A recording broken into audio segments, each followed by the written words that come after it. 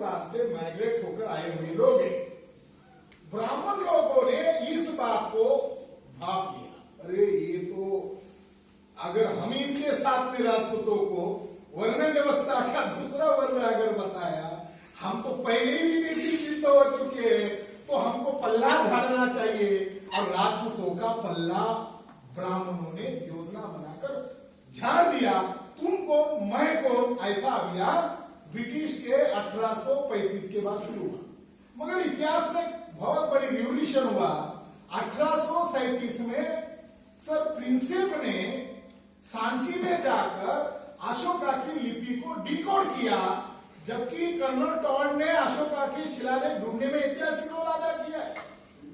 मगर वो लिपि पढ़ी नहीं जाएगी, वो लिपि पहली बार उजागर हुई, इसीलिए मैं इसको हाइपोथेसिस मानता हूं। कर्नल टॉड का हाइपोथेसिस है, क्योंकि अशोका का इतिहास उसको मालूम नहीं, बुद्धा का इतिहास उसको मालूम नहीं, और इंडस सिविलाइजेशन तो 1922 के बाद एक्सकवेशन हुआ, इसलिए वो भी हिस्ट्री उसके सामने नहीं था। मगर ये हाइपोथेसिस को हवा देने का काम तथाकथित जो आजादी का आंदोलन शुरू हुआ, इस तथाकथित आजादी के आंदोलन में बाबा साहब अम्बेडकर अपने लोगों की हक की लड़ाई लड़ रहे हैं, बैकवर्ड कास्ट की तरफ से अपने हक की लड़ाई लड़ रहे हैं, और उसमें भी सेपरेट इलेक्टोरेट का राइट मांगा जा रहा है। हम ब्राह्मणी सिस्टम का हिस्सा नहीं है, ये डिमांड की जा रही है। तो ब्राह्मण लोगों ने देख लिया, अगर जाट भी ये डिमांड कर ले, अगर बैकवर्ड कास्ट की भी ये डिमांड मान्य की जाए, अगर ये सभी लोगों की डिमांड मान्य की जाए, मुसलमान और सिख तो सेपरेट थे, मगर ये बाकी लोगों की अगर डिमांड मान्य की गई, तो इससे ब्राह्मणों का बहुत बड़ा नुकसान हो सकता है।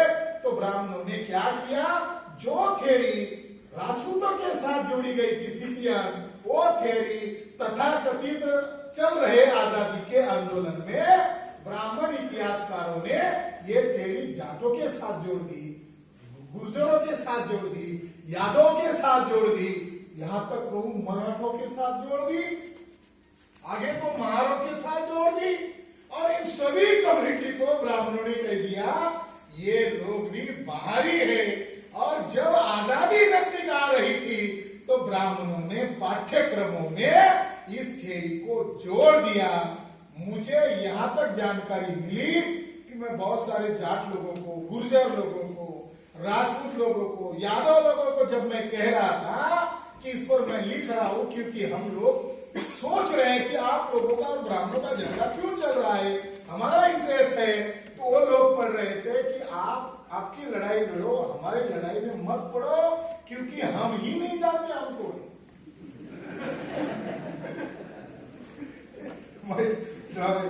महिपाल सिंह सर ने कहा, सर अरे मैं बहुत घूम रहा हूं गुर्जर लोगों में, अगर आपने सिद्ध किया तो बहुत अच्छा होगा, मेरे लोग भी नहीं मानते। तो मैंने कहा हम लोग पहुंच गए।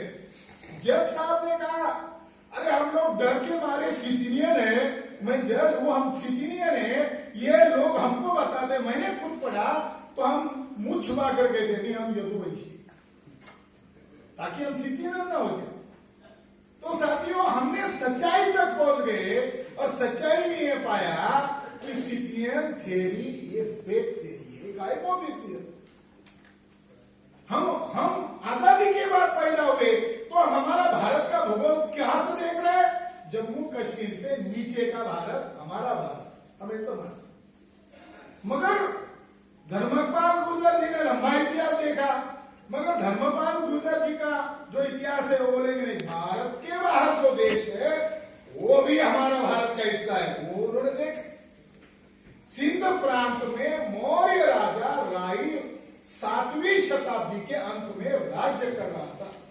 हमें राजपूतों को ढूंढते ढूंढते ये बड़ी रिवोल्यूशनरी बात सामने आ गई कि सिंध प्रांत का जो राजा था वो सम्राट अशोक की खानदान का था, और उस राजा का नाम राई मौर्य था, और उस राजा को दाहिर और चच ये पिता पुत्र ने बड़ी कपटता से मार डाला, उसकी हत्या की, और हत्या करने के बाद वहां के लोगों के साथ बहुत जुल्म और जाति की। उन लोगों को कपड़े तक पहनने नहीं दिए, उन लोगों को घोड़े पर बैठने नहीं दिया, उन लोगों को जूते तक पहनने नहीं दिया। जबकि वो समाज में घूमेंगे तो उनकी आइडेंटिफिकेशन हो, इसके लिए ब्राह्मण दाहिर और चच ने ऑर्डर निकाला कि ये लोग हाथ में कुत्ता पाल के घूमे। वो लोग कौन हैं? इसकी पहचान हमें 7वीं शताब्दी में आए हुए ह्यूएनसन के द्वारा पता चली, जो चर्च और दाहिर के द्वारा जिनके ऊपर जुल्म ढाया गया, वो लोग माइग्रेट होकर अलग अलग हिस्से में फैल गए। वे वर्तमान के जाट लोग हैं। सबसे ज्यादा जाति हो गई। जाटों के अंदर जबरदस्त विद्रोह है। जाट ये उस समय के इतने बड़े लड़ाकू लोग थे कि इसका वर्णन ह्यूएनसन ने अपने सफरनामे में किया।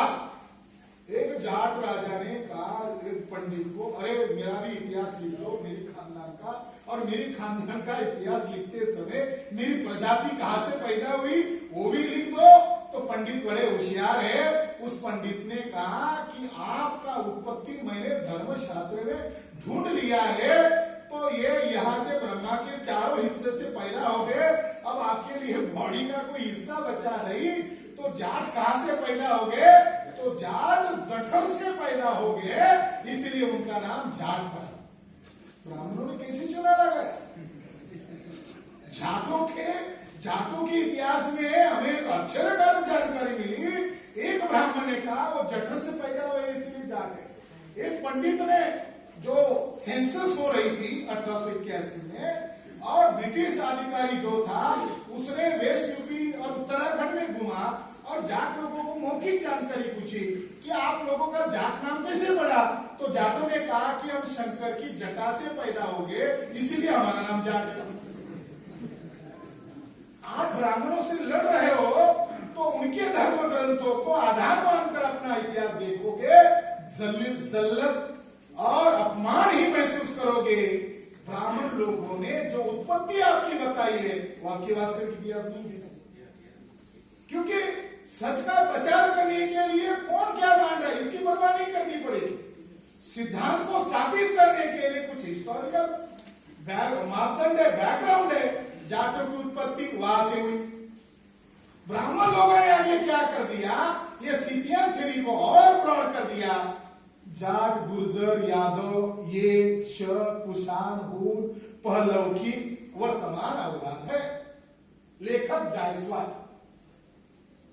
बड़ा इतिहासकार ब्राह्मणों का, झूठा एक नंबर का, उसने क्या लिख दिया?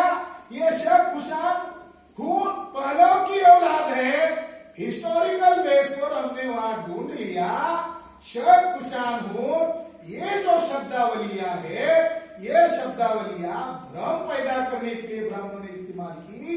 यहां तक महीरकुल जो आया था, गुप्त राजा ने उसको पकड़ा था। गुर्जर लोगों अपना इतिहास मीरकुल के साथ जोड़ते, और मीरकुल ने सबसे ज्यादा हत्याकांड बौद्धों की थी। और जब गुप्त राजा ने उसको पकड़ा और उसको अवसर था मारने का, तो गुप्त राजा बुद्धिस्ट था, उसने उसकी मां के कहने पर उसको रिहा कर दिया, मारा नहीं। क्यों नहीं मारा? गुप्त राजा बुद्धिस्ट था और मीरकुल भी बुद्धिस्ट था। सिद्ध प्रांत के ब्राह्मणों ने उसका दिमाग चौपट कर दिया और उसका अपमान कर दिया एक भिक्षु के द्वारा जो अज्ञानी था। उसका बदला लेने के लिए मीरकुल ने द्वेष भावना से कत्लेआम किया, मगर वो ओरिजिनल हिस्टोरिकल बेस पर बुद्धिस्ट था। जाट, गुर्जर, यादवों को सिथियन थ्योरी में डाल देने से अब बड़ी गड़बड़ हो गई। सिंध प्रांत भी बुद्धिस्ट था। सिंध प्रांत में हत्याकांड होने के बाद वो समुद्र के मार्ग से वल्लभी में घुसे, गुजरात में बड़ा हिंसा कांड किया। उसके बाद वो अन्य इलाके में घुसे और हिंसा कांड करने के बाद ब्राह्मण लोगों ने इतिहास को वर्तमान में तथाकथित आजादी के इतिहास में शक, कुषाण, पल्लव के नाम पर इनको भी सिथियन घोषित कर दिया। ईस्वी सन 1वीं सदी में भारत की राजधानी पुरुषपुर थी।